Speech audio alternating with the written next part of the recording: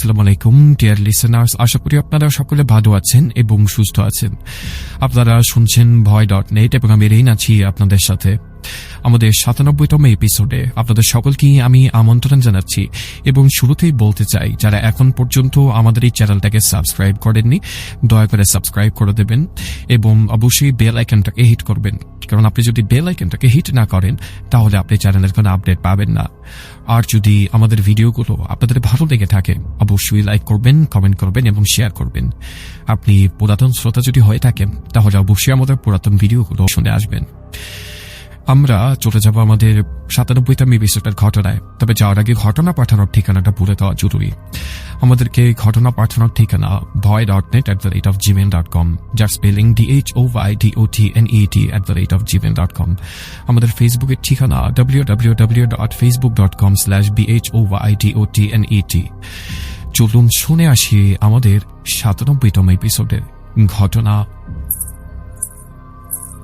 Rain ভাই এবং ভয়.নেট পরিবারের সকলকেই আমার সালাম। আমি তারিক রহমান কুমিল্লা থেকে বলছি। আমি আপনাদের শোয়ের একজন নিয়মিত শ্রোতা। আজ প্রথমবারের মতো নিজের সংগ্রহ করা একটা ঘটনা পাঠাচ্ছি। ঘটনাটা কিছুটা অন্যরকম, একটু ভারী। এটা শোনার পর হয়তো আপনার চেনা জানা অনেক কিছুর ওপর থেকে আপনার বিশ্বাস নড়ে উঠতে পারে। ঘটনাকে আমি সরাসরি শুনেছি কুমিল্লার এক পুরাতন মসজিদের ইমাম সাহেবের কাছ থেকে। ওনার নাম মাওলানা ইদ্রিস, বয়স প্রায় ৭০-এর কাছাকাছি। এমন একজন শান্ত সৌম্য মানুষের মুখে এই ভয়ঙ্কর অভিজ্ঞতার কথা শুনে আমার নিজের শরীর যেন ঠান্ডা হয়ে গিয়েছিল। আমি কোনো কিছু যোগ বা বিয়োগ করছি না, সরাসরি ওনার মুখ থেকেই শোনা গল্পটা আপনাদেরকে বলছি। কোনো ভুল হলে আমাকে ক্ষমা করবেন। বলছেন মাওলানা ইদ্রিস। এটা অনেক আগের কথা, ধরেন বছর ১৫ তো হবেই। আমার বয়স তখন আরো কম ছিল। কুমিল্লার এক প্রান্তে নতুন একটা আবাসিক এলাকা গড়ে উঠেছে। সেখানেই বেশ বড় একটা জায়গা নিয়ে ৩তলা বাড়ি বানালেন কামরুল সাহেব। ভদ্রলোক নিজে খেটে খুঁটে ব্যবসা দাঁড় করিয়েছেন, জীবনে উন্নতিও করেছেন বেশ। নতুন বাড়িতে ওঠার পর আত্মীয় স্বজন, বন্ধু বান্ধব সবাইকে বেশ সুন্দর করে একটা দাওয়াত দিলেন এবং দোয়া মাহফিলের আয়োজন করলেন। কামরুল সাহেবের এক মামাতো ভাই ছিল, নাম সাদাত। ব্যবসা বাণিজ্যে তেমন সুবিধা করতে পারেনি। কামরুল সাহেবের এই বাড়াবাড়ি রকমের উন্নতি সে হয়তো মন থেকে মেনে নিতে পারেনি। দাওয়াতে এসে সবার সামনেই এমন কিছু কথা কামরুল সাহেবকে বলল সে, যেটা শুনে ওনার বুকে কাঁটা লেগে গেল। যেমন, ভাই বাড়ি তো না রাজপ্রাসাদ বানাইছেন, এত টাকা রাখবেন কই? এই ধরনের কথা আর কি। হাসিমুখে বললেও তার চোখের ভেতরের হিংসাটা একেবারে স্পষ্ট ছিল। সেই ঘটনার কয়েক সপ্তাহ পর থেকে অদ্ভুত ব্যাপারগুলো করতে শুরু করলো। কামরুল সাহেবের বাড়ির সামনে বিশাল আম গাছটার একটা নির্দিষ্ট ডালে প্রতিদিন দুপুর হলেই একটা কাক এসে বসত। সাধারণ কাকের মতো না, মিশমিশে কালো, কিন্তু চোখ যেন কেমন লাল আর ঘোলা। তার ডাক সেটা কাকের ডাকের মতো ছিল না, যেমন একটা ঘর ঘরে ধাতব শব্দ, যেন কেউ মরিচা লোহাই খসছে। অনেকটা কুকুরের মতো ঘন্টার পর ঘন্টা ওভাবেই বসে থাকত, স্থির চোখে বাড়ির দিকে তাকিয়ে থাকত। কামরুল সাহেব প্রথম জিনিসটাকে পাত্তা দেননি, কিন্তু কয়েকদিন পর থেকে অঘটন ঘটা শুরু হলো। প্রথমে ছোটখাটো বিষয়, রান্নাঘরে রাখা দুধ হঠাৎ করে ফেটে যাচ্ছে, রান্না করা তরকারিতে পরদিন সকালে কেমন যেন একটা বাজে গন্ধ। এরপর শুরু হলো বড় সমস্যা। কামরুল সাহেবের ছোট মেয়েটা একদিন খেলতে গিয়ে সিঁড়ি থেকে পড়ে গিয়ে পায়ে বেশ আঘাত পেল। এর কিছুদিন পর কামরুল সাহেব নিজে গাড়ি নিয়ে বের হয়েছেন। বড় রাস্তার মোড়ে একটা রিকশার সাথে প্রায় ধাক্কায় লেগে গিয়েছিল। ব্রেকটা সময় মতো কাজ না করলে সেদিন এক বিরাট অঘটন ঘটে যেত। উনি খেয়াল করলেন রাস্তার ঠিক আগেই একটা গাছের ডাল পড়েছিল, কিন্তু এই ডাল কিভাবে আসলো? হঠাৎ তিনি দেখলেন ডালের পাশ দিয়ে কাকটা উড়ে গিয়েছিল। কামরুল সাহেবের মনে প্রথমবারের মতো একটা খটকা লাগলো। এরপর আঘাতটা এলো ওনার ব্যবসায়, ওনার টেক্সটাইল প্রিন্টিং এর ব্যবসা। ঝাপার এক বড় বায়ারের সাথে প্রায় ৬ মাস ধরে একটা চুক্তির কথা চলছিল।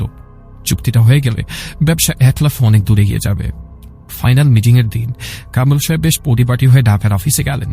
ভালো মিটিং চলছিল, কিন্তু হঠাৎ করে ঘরের ভেতরটা কেমন ঠান্ডা এবং ভ্যাপসা হতে শুরু করলো। কামরুল সাহেবের নাকে সেই পোড়া লোহার মতো ধাতব গন্ধটা এলো। ওনার মাথাটা গড়ে উঠল, বুকের ভেতরটা কেমন ধরফর করতে লাগলো। সহজ কথাগুলো কেমন যেন বুঝতে পারছিলেন না তিনি। বায়াররা ওনারই অবস্থা দেখে কিছুটা বিরক্ত হলেন। শেষ পর্যন্ত তারা ডিলটা ক্যান্সেল করে দিলেন। কারণ হিসেবে দেখালেন ওনার অপ্রস্তুতি এবং আনপ্রফেশনালিজম। কামরুল সাহেব সেদিন বুঝতে পারলেন অদৃশ্য কোনো শক্তি তার সবকিছু ধ্বংস করে দিতে চাইছে। ঘটনার এই পর্যায়ে মাওলানা ইদ্রিস একটু থামলেন, তারপর বললেন, কামরুলের স্ত্রী শাহানার মুখ থেকে শোনা অংশটুকু এবার বলি, কারণ বাহিরের ঝড়ের চেয়েও ঘরের ভেতরের ঝড়টা ছিল আরো ভয়ঙ্কর। বলছেন, শাহানা। আমি কামরুলকে বারবার বলতাম, কিছু একটা সমস্যা আছে এই বাড়িতে, চলো এখান থেকে চলে যাই। উনি বিশ্বাসই করতেন না, বলতেন এগুলো নাকি আমার মনে ভূত। কিন্তু আমি তো জানি আমি কি দেখতাম। রাতের বেলা প্রায় মনে হতো ছাদে কেউ হাঁটছে, ঝুমঝুম শব্দ হতো, কেউ যেন প্রায় নুপুর পরে হাঁটছে। ছাদে গিয়ে দেখতাম কেউ নেই। আমাদের শোবার ঘরের জানালা ছিল পাশের কাজটায়। প্রায় রাতেই দেখতাম সেই এক চোখা কাক ডালে বসে আছে। চাঁদের আলোয় ওর ঘোলা চোখটা যেন দপ করে জ্বলত। আমার বুকের ভেতরটা শুকিয়ে যেত। আমার ছোট মেয়েটার একটা প্রিয় পুতুল ছিল, সারাক্ষণ সেটা নিয়ে খেলত। একদিন মেয়ে আমার কাছে দৌড়ে এসে বলল, মা, পুতুলটা পচে কথা বলে। আমি ধমক দিয়ে বললাম, কি বলছিস এসব? কিন্তু সেদিন রাতে যা দেখলাম তাতে আমার রক্তটা হিম হয়ে গেল। মাঝরাতে ঘুম ভেঙে দেখি মেয়ে বিছানায় নেই। খোঁজাখুঁজি করে দেখলাম সেই ড্রয়িং রুমে দাঁড়িয়ে আছে, আর তার হাতের পুতুলটা শূন্যে এমনভাবে দোলাচ্ছে যেন ওটাকে ধরে আছে। আমি ওর নাম ধরে ডাকতেই পুতুলটা ধপ করে মেঝেতে পড়ে গেল। পুতুলটার দিকে তাকিয়ে দেখলাম ওর চোখ দুটো ধারালো, কিছু একটা দিয়ে উপড়ে ফেলা হয়েছে। আমার বুঝতে বাকি রইল না, এই অশুভ শক্তি এখন আবার সন্তানদের দিকে হাত বাড়াচ্ছে। এর কিছুদিন পরেই সেই রাতের ঘটনা ঘটল। গভীর রাতে হঠাৎ আমাদের বাথরুম থেকে পানি পড়ার শব্দ আসছিল। উনি ঘুম থেকে উঠে দেখতে গেলেন। আমি ভয়ে ভয়ে বিছানায় বসে আছি। কিছুক্ষণ পর উনি ফিরে এসে বললেন, চলো, ঘর থেকে বেরোতে হবে। আমি জিজ্ঞেস করলাম, কি হয়েছে? উনি শুধু বললেন, বাথরুমের আয়নায় আমি তোমাকে দেখিনি, অন্য কাউকে দেখেছি। সে হাসছিল। আমরা সেই রাতে বাচ্চাদের নিয়ে পাশের ফ্ল্যাটের এক প্রতিবেশীর বাসায় আশ্রয় নিলাম।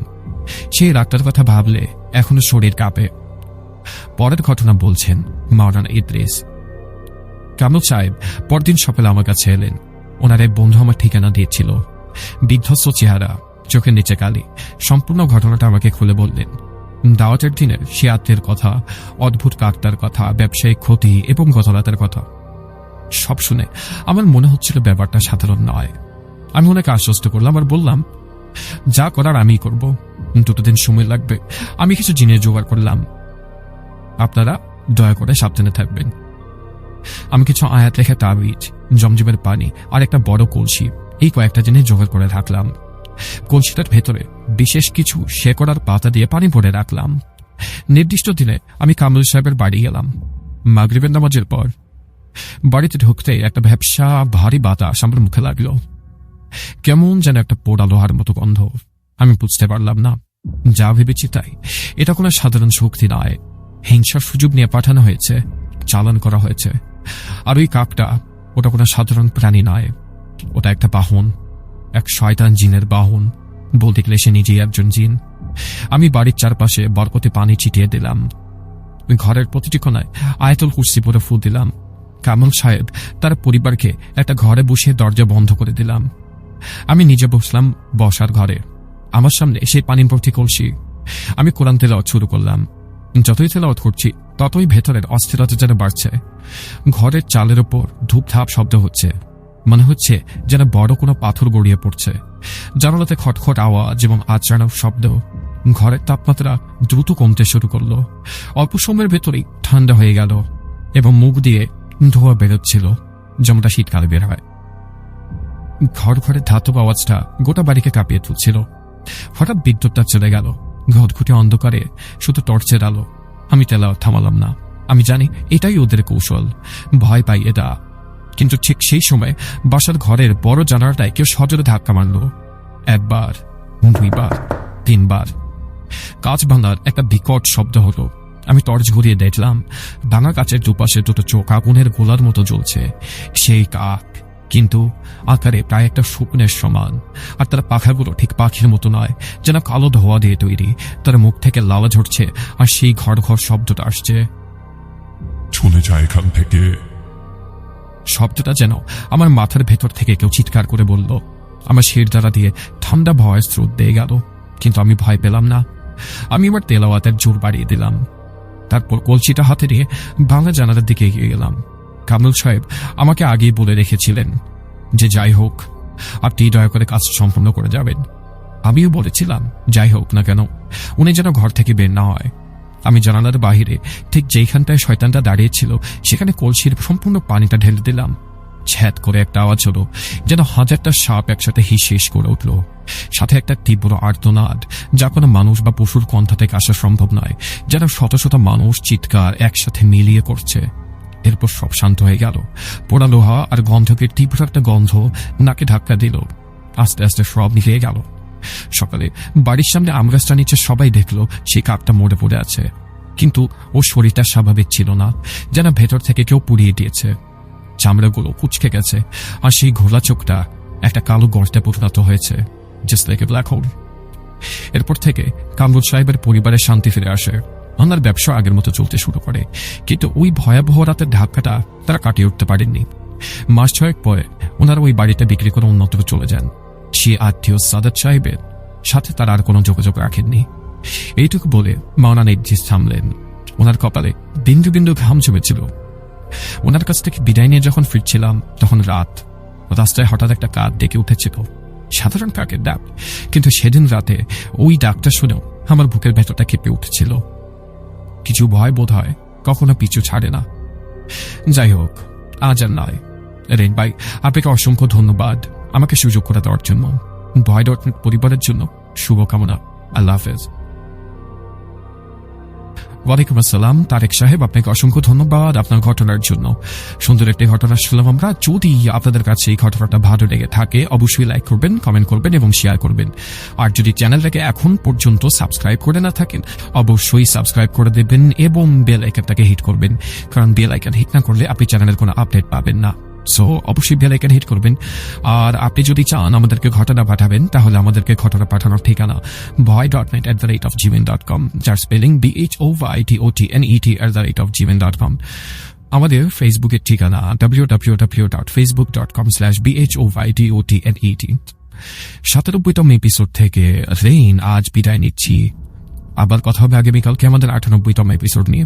ততক্ষণ পর্যন্ত সবাই ভালো থাকবেন, সুস্থ থাকবেন, অ্যান্ড অবভিয়াসলি voy.net শুনতে থাকবেন। আসসালামু আলাইকুম।